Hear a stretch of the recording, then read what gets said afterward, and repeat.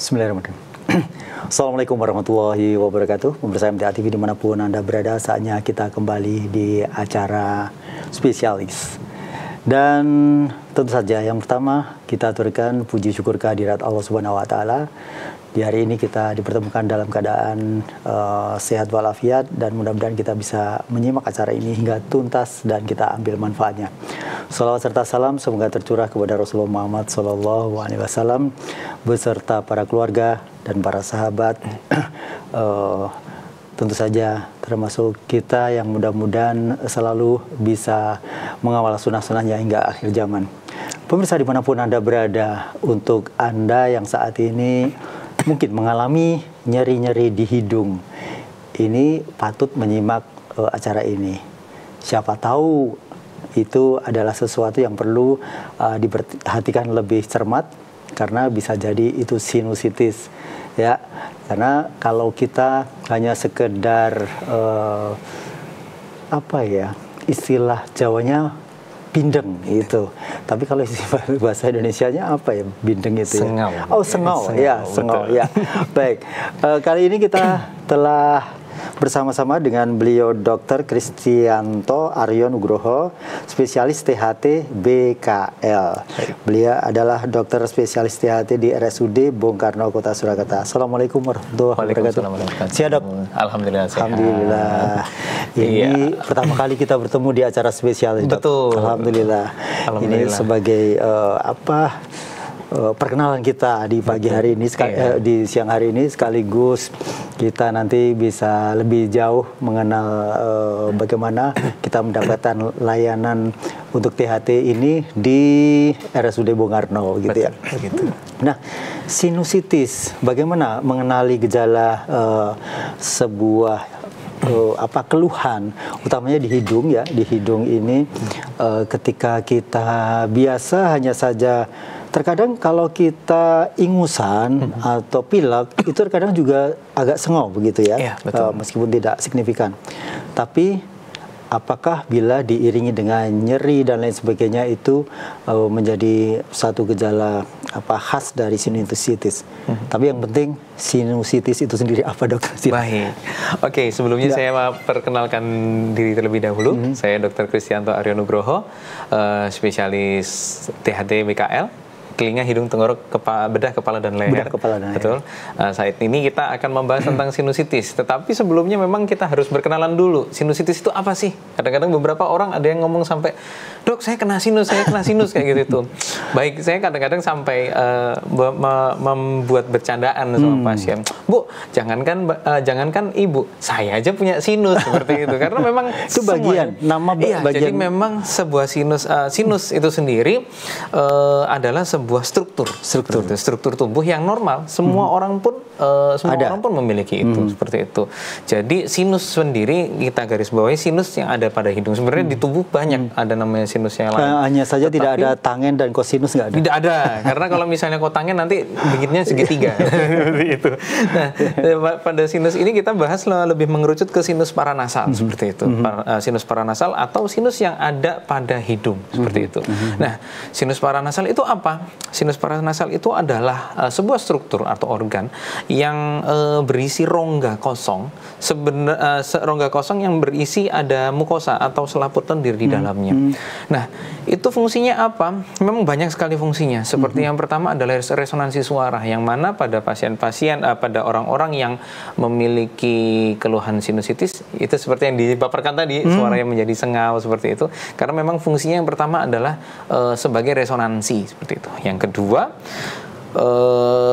ada fungsi juga sebagai pelembab dan penghangat udara yang mau masuk ke dalam tubuh kita.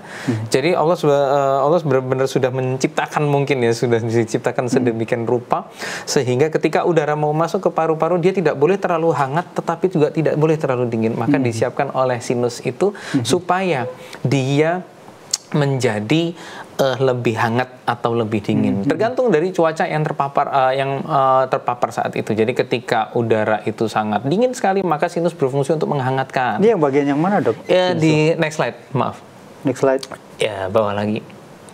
Nah, ini kalau untuk struktur-strukturnya ini. Yang mana yang hijau? Yang hijau itu itu yang biasanya kita sering kalau misalnya pada pasien-pasien sering pusing seperti itu. Nah, kadang-kadang bisa jadi ada 4 memang dari sinus itu. Yang pertama adalah sinus frontalis, yaitu di dahi.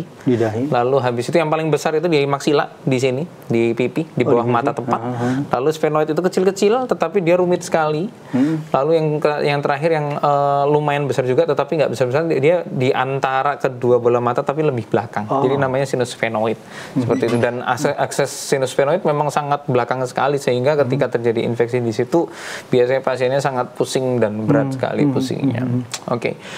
Oke, selanjutnya mungkin fungsi dari next slide. Nah, fungsinya ini yang saya bahas tadi. Jadi fungsinya pelembab dan penghangat.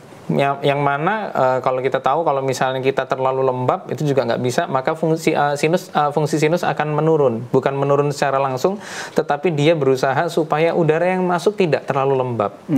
Begitu juga sebaliknya ketika kita di tempat-tempat panas seperti itu sinus akan berfungsi sebagai pelembab. Jadi supaya penetralisir ya. Betul, penetralisir. Jadi benar-benar fungsinya itu sudah disiapkan sedemikian rupa supaya udara ketika masuk paru-paru nggak kaget seperti itu.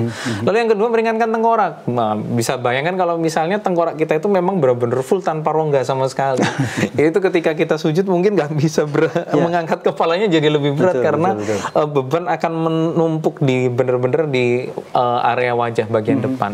Lalu yang terakhir tadi saya bahas itu resonansi suara. Jadi yang mana orang-orang ketika mengeluarkan suara itu suara akan diresonansikan dulu, tidak hanya dari mulut tetapi hidung juga berpengaruh. Itulah kenapa ketika pasien itu pilek, ketika orang itu pilek terus ada peradangan di area hidung, padahal kan kalau misalnya logika memang kan yang ngomong cuman mulut seperti itu, padahal bukan semudah itu, tetapi udara tetap harus dikumpulkan di area sinus baru bisa mengeluarkan suara tersebut.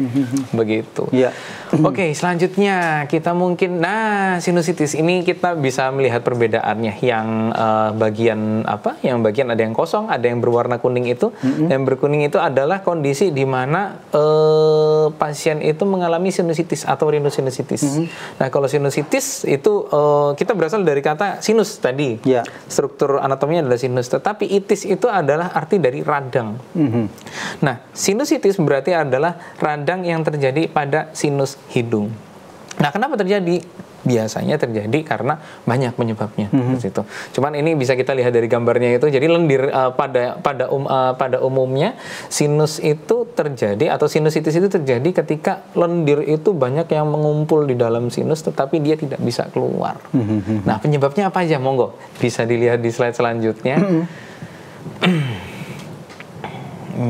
Nah, penyebabnya banyak sekali. Yang pertama, infeksi kuman atau virus. Otomatis kita mau terpapar apapun di mulut atau di hidung atau di telinga atau di daerah lain, itu pasti infeksi kuman atau virus itu paling gampang karena dia berterbangan dimanapun seperti itu.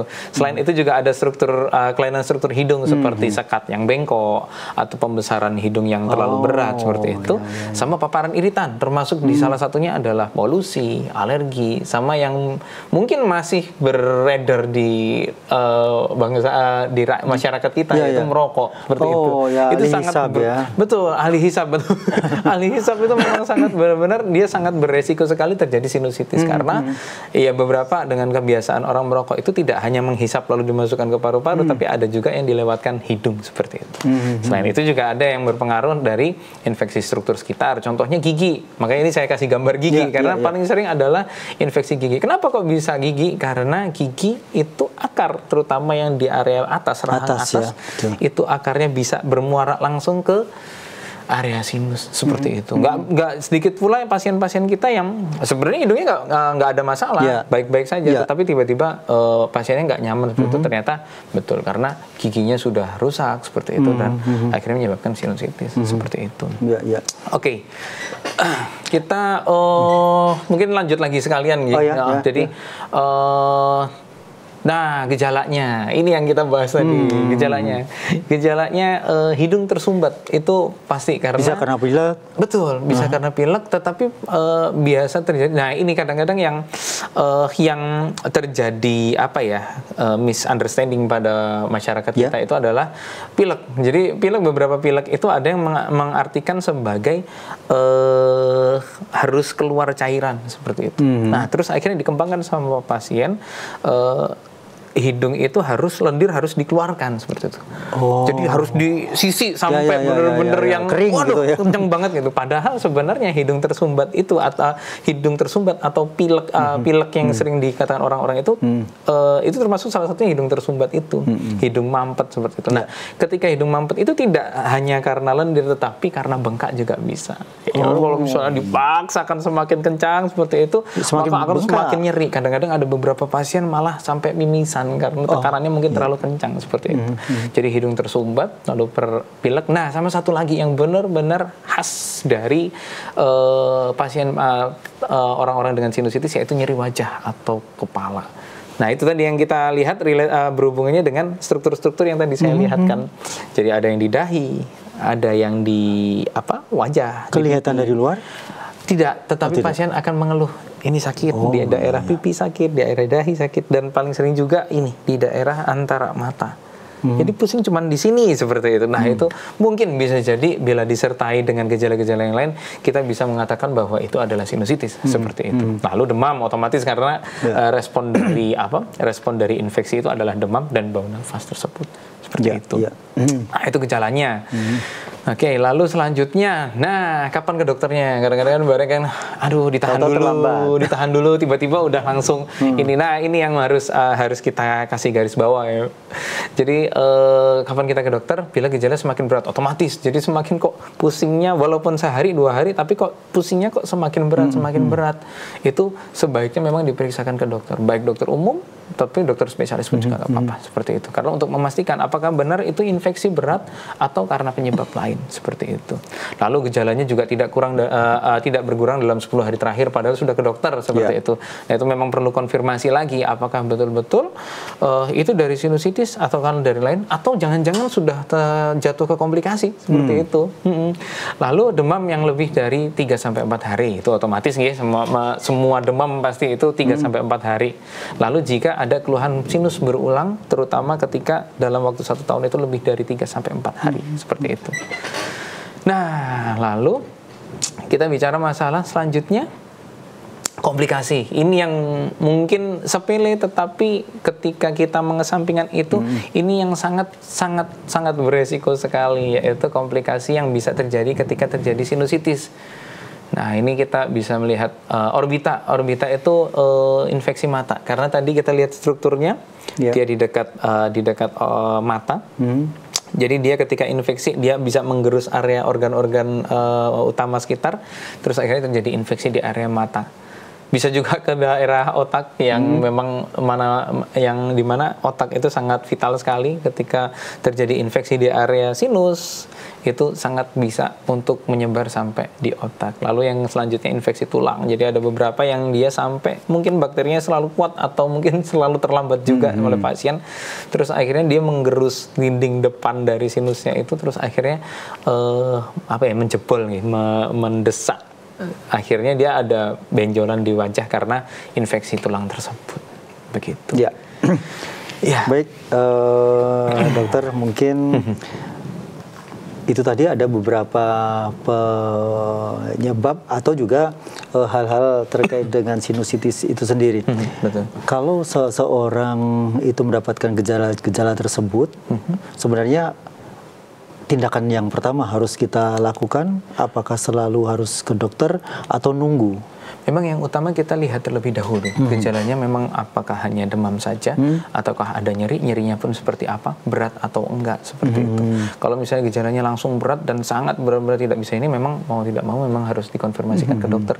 Karena apa? Untuk konfirmasi konfirmasi masalah di sinus itu memang tidak bisa yang kita cuman ini sakit nih sinusitis seperti itu, memang tidak bisa. Jadi harus memang konfirmasi, dan pemeriksaannya memang pemeriksaan yang betul-betul seperti melihat hidung tapi yang di bagian dalam seperti itu, lalu lihat di tenggorokan tapi yang bagian belakang, itu untuk mengkonfirmasi apakah betul itu memang benar-benar infeksi dari sinus atau tidak, seperti itu. Iya, iya. Kemudian ini terkait dengan orang yang mungkin ada gejala sinusitis tadi, apakah dia itu paling parah, itu akan apa? Apakah menyebabkan kematian? Tidak, mohon maaf. Sebenarnya kalau untuk sinusitis kematian langsung itu tidak, tetapi yang tadi kita bahas tentang komplikasi itu memang, jadi kita yang dikhawatirkan adalah komplikasinya adalah sangat mengganggu. Jadi kalau misalnya infeksi pada orbita atau mata seperti itu, nah yang bahaya itu adalah sampai dia merusak ke area struktur mata. Jadi lebih bukan mematikan, tetapi lebih ke pasiennya semakin tidak nyaman. Ya, jadi banyak keluhan itu. Iya, banyak. Jadi pada pasien-pasien beberapa kali ketika pasien itu sudah sampai ke sinusitis yang komplikasi seperti itu, pasiennya sangat kasihan sekali. Jadi pasiennya tidak bisa melirik mata, menggerakkan bola mata semuanya. Karena kenapa? Karena itu nanahnya itu sudah sampai menyebar ke area mata. Begitu juga apalagi kalau misalnya kita bayangkan sampai sinusitisnya menyebar ke area otak. Yang mana kita tahu kalau misalnya infeksi itu di otak, maka semua sistem yang ada di tubuh kita pasti otomatis terganggu semua. Nah, seperti itu yang kita lihat. Baik, Dr. Aryo, ini sungguh sangat mencerahkan. Dan tentu saja bagi pemirsa yang saat ini sedang menyimak acara spesialis, silakan pertanyaan bisa langsung dikirim di WA di 08112553000. Bagi Anda yang bertanya untuk via telepon di 02716793000. Spesialis akan segera kembali setelah jeda pariwara berikut ini. Pemirsa dimanapun Anda berada, kita masih ada di acara spesialis untuk siang hari ini, dan kita masih ada dengan topik kenali gejala dan penyebab sinusitis. Masih bersama dengan Dr. Aryo Nugroho, spesialis telinga, hidung, tenggorokan, bedah kepala, dan leher. Ya, alhamdulillah, ini satu tema yang cukup agak istilahnya mungkin bisa jarang orang tahu, tapi justru di sana sering orang mendapatkan keluhannya, begitu, sinusitis. Pemirsa dimanapun Anda berada, untuk Anda yang ingin bertanya langsung, telepon saja di 02716793000, SMS WA di 08112553000. Dokter, sebenarnya kalau terkait dengan sinusitis sendiri adalah keluhan di bagian hidung. Nah, itu sendiri di agama Islam begitu, itu ada rukun wudhu, di sana harus menghirup air sebagian sedikit gitu ya. Nah, ini menyebabkan sinusitis atau justru treatment gitu. Betul, malah justru itu yang kita mungkin kita syukuri bahwa kita memang mungkin sudah disiapkan sedemikian rupa untuk, terutama untuk cara bersuci itu mungkin bahkan di balik itu ada hikmah-hikmahnya. Jadi salah satunya adalah untuk ada istilah istinsyaq tadi, yang mana ketika kita wudhu, ketika di tahap hidung itu kita tidak hanya mengusap hidung, mengusap airnya ke arah hidung, tetapi kita harus menghirup dan membuangnya kembali. Ternyata setelah kita lihat memang manfaatnya sangat besar sekali, yang mana ketika sinus itu sudah tidak bisa, tidak mampu untuk membersihkan secara mungkin tubuhnya terlalu berat atau paparannya sangat terlalu berat seperti itu, maka air wudhu itu yang akan membantu membersihkan di area hidung. Bahkan sebentar, Dok, sepertinya ada yang telepon. Oke, baik. Kita masuk ke Oke, assalamualaikum warahmatullahi wabarakatuh. Waalaikumsalam warahmatullahi wabarakatuh. Dengan Ibu siapa? Ibu Sudarti? Iya, betul. Di Bandungan ya? Nggih. Silakan Bu Sudarti. Nggih. Assalamualaikum warahmatullahi wabarakatuh, Dokter. Waalaikumsalam warahmatullahi wabarakatuh. Iya, saya ini Dok. Pilek enggak pernah bisa keluar. Baik. Hidung saya juga ada. Tapi kalau keluar, Dok. Nah, itu apa termasuk itu atau bagaimana, Ustaz? Matur nuwun. Ya, baik. Baik. Terima kasih. Terima kasih. Pilek nggak bisa keluar. Iya, jadi begini, itu kembali lagi ke definisi pileknya tadi. Apakah betul-betul pileknya itu karena ingus ataukah karena bengkak? Karena memang ketika ingus itu tadi, ketika ingus ya dia bisa menyebabkan pilek juga. Tetapi bengkak pada hidung pun juga bisa menyebabkan rasa tidak lancar di hidung. Nah itu makanya kita definisi, kadang-kadang kita harus juga konfirmasi apakah betul karena lendirnya, apakah betul karena cuman pembengkakan saja seperti itu. Nah, tetapi kita kembali lagi ke gejala awal tadi. Kalau misalnya hanya hidung tersumbat saja atau terasa seperti ada lendir yang mau keluar tetapi tidak bisa, tetapi tidak disertai gejala seperti nyeri di wajah, nyeri di dahi, nyeri di antara mata, itu masih belum kemungkinan belum ke arah sinusitis. Dan tidak ada keluhan nyeri-nyeri, enggak betul. Jadi masih belum ke arah sinusitis, tetapi mungkin bisa jadi seperti rinitis. Rinitis beda lagi. Jadi kalau rinitis tidak di sinusnya, jadi rongga sinusnya itu dia mungkin baik-baik saja, tetapi di rongga hidungnya dia yang mengalami peradangan atau inflamasi. Seperti itu. Begitu Ibu Sudarti yang ada di Bandungan untuk keluhan yang sudah dirasakan. Kali ini ada Korid yang ada di Solo. Dokter, saya ingin bertanya, apakah kebiasaan tidur berkipas atau ber-AC dan makanan yang kurang sehat seperti seblak itu bisa dapat mempengaruhi timbulnya sinus? Karena kebetulan hidung saya sering terasa seperti ada AC di dalamnya, Dok. Loh, ada AC di dalamnya, berarti dingin terus hidungnya mungkin. Mungkin yang dimaksud adalah seperti ada lendir. Kembali lagi ke masalah lendir. Nah, sebenarnya AC atau kipas angin pun sebenarnya tidak terlalu bermasalah juga. Tetapi ada syaratnya yang harus kita baris bawahi. Yang mana pertama, AC atau kipas angin itu kita tidak langsung berhadapan dengan udara yang ditiupkan oleh si alat pendingin tersebut, baik kipas angin maupun AC. Tetapi yang kedua juga yang harus benar-benar kita waspadai adalah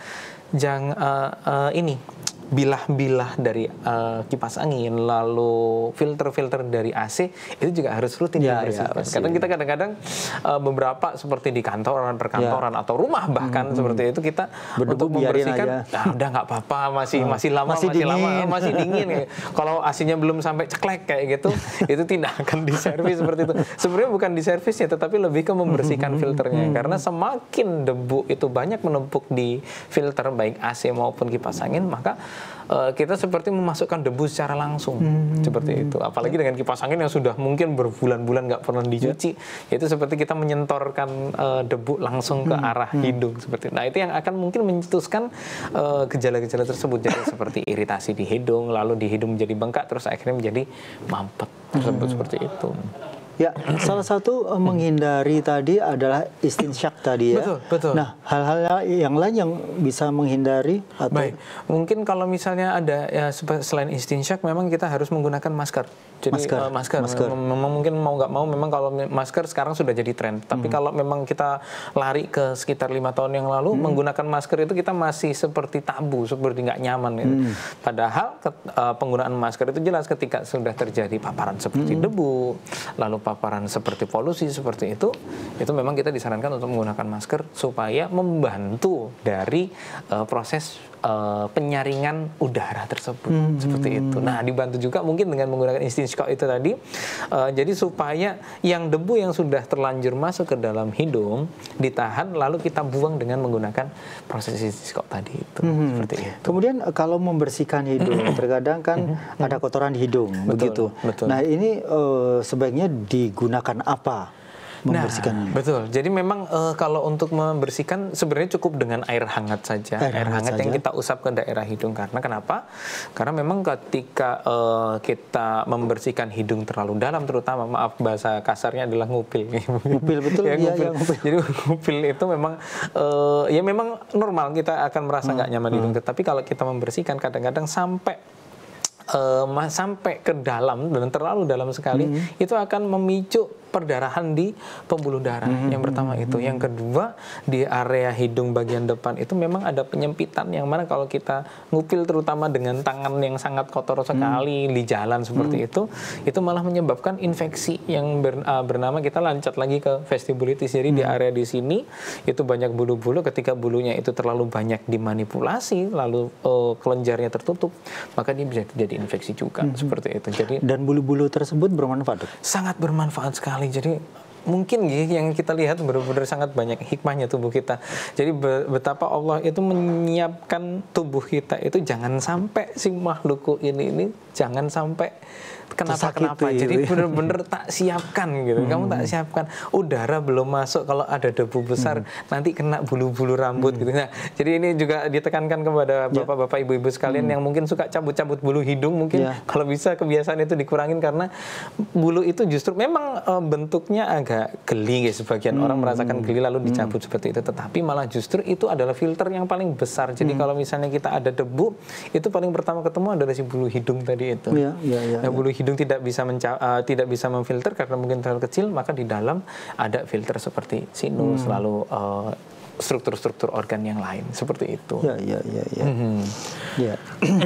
Baik, pemirsa, kita masih nantikan bagi Anda yang bertanya terkait dengan problema sinusitis ini. Telepon di 02716793000, SMS WA di 08112553000. Kemudian terkait dengan ternyata ada tulang rawan ya, Dok ya? Betul. Tulang rawan yang bisa bergerak. Betul, bisa bergerak. Itu kalau istilah bahasa Jawanya itu ya balung nom itu ya. Balung nom, betul. Jadi memang sudah diciptakan juga gitu, Masya Allah, benar-benar itu. Jadi di sekat hidung tadi kan saya sudah sempat menyinggung juga, ketika terjadi kelainan struktur tulang hidung seperti itu, dia akan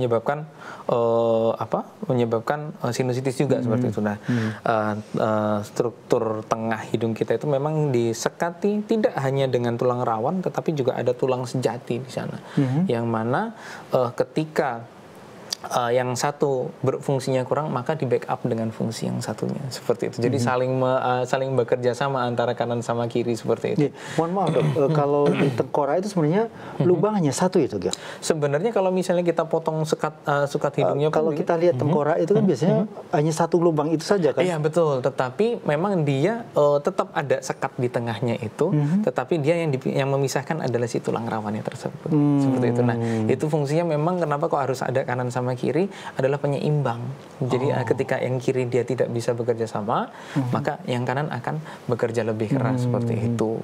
Nah, ketika terjadi infeksi dua-duanya, maka itu pasien manusia akan menurun kualitas hidupnya. Makanya kita sudah diciptakan gimana caranya kalau misalnya ada masalah di kanan, yang kiri kerjanya bisa maksimal seperti itu. Itulah kenapa pada pasien-pasien dengan sekat hidung bengkok itu hidung yang kanan malah justru lebih bengkak karena udaranya akan lebih sering lewat di situ dan dia kerjanya lebih sering, akhirnya dia jadi membengkak seperti itu.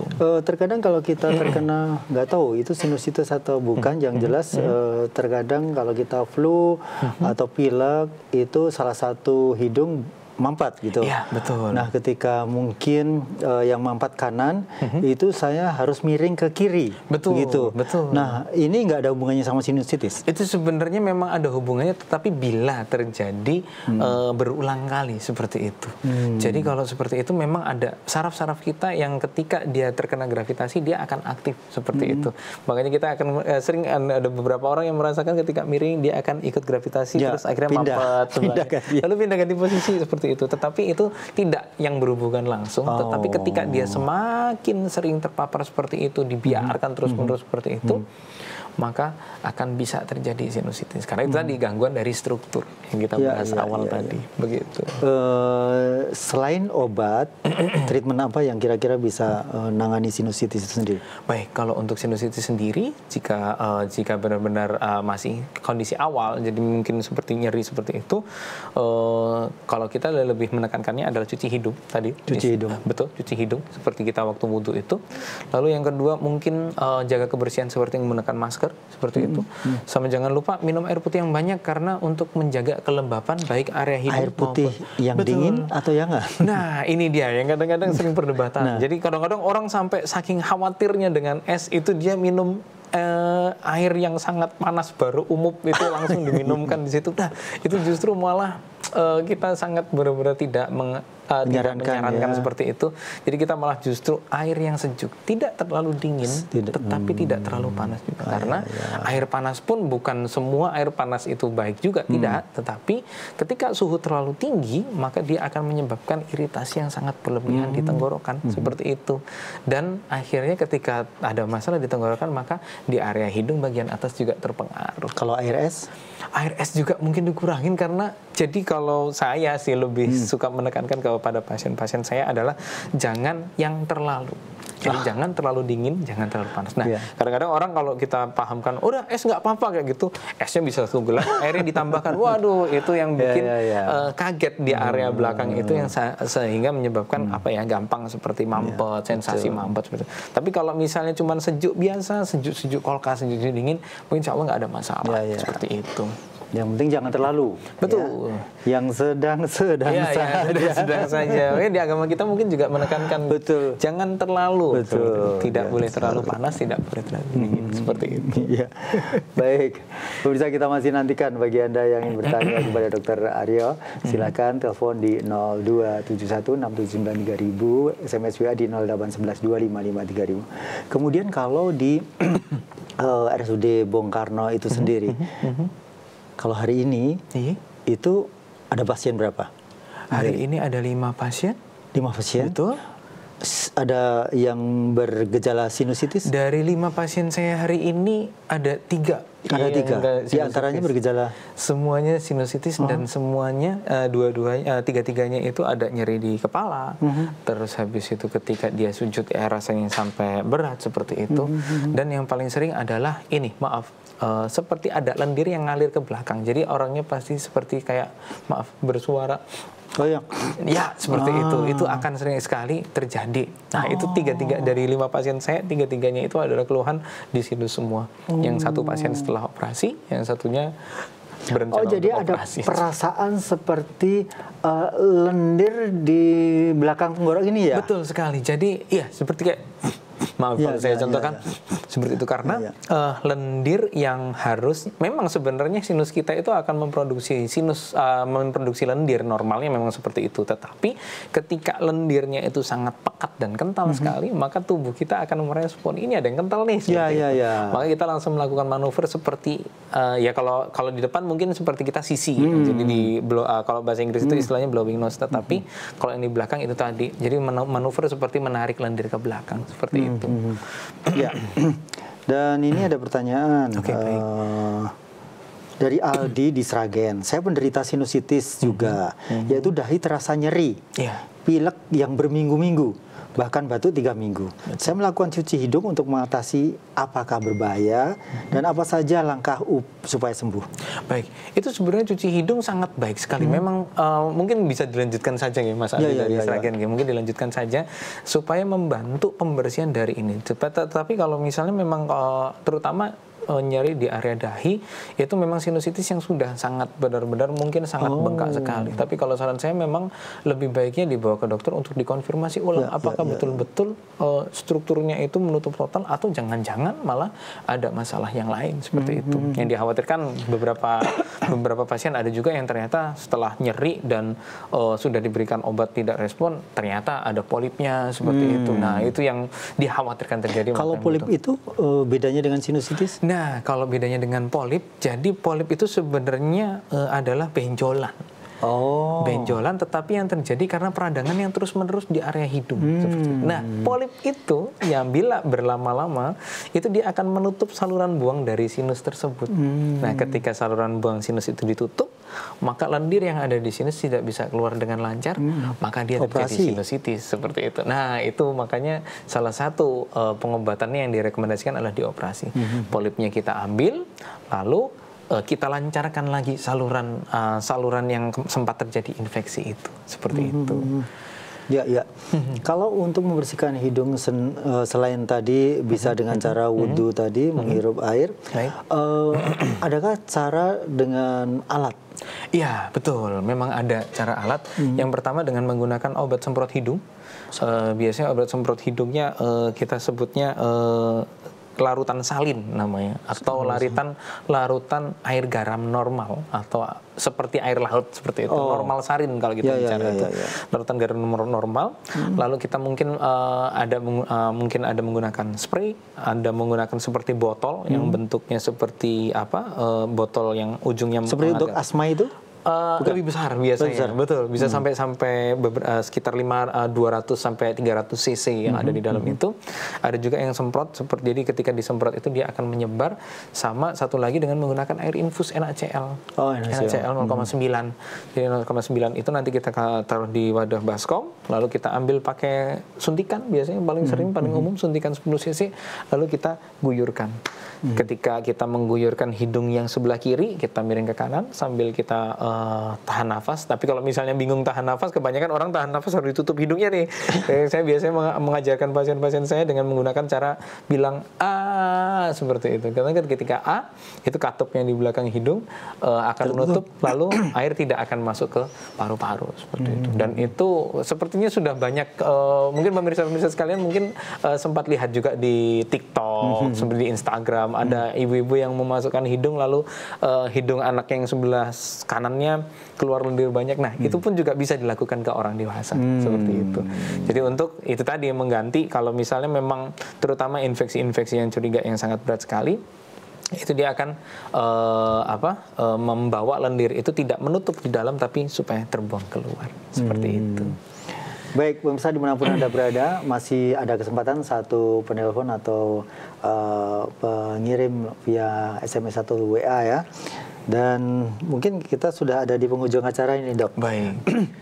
Apa yang bisa ditekankan terkait dengan orang yang bisa jadi dia masih menduga-duga, jangan-jangan saya sinusitis. Nah, ini mungkin bisa dipastikan dengan cara apa dan apa anjurannya, silakan. Baik, memang ada beberapa.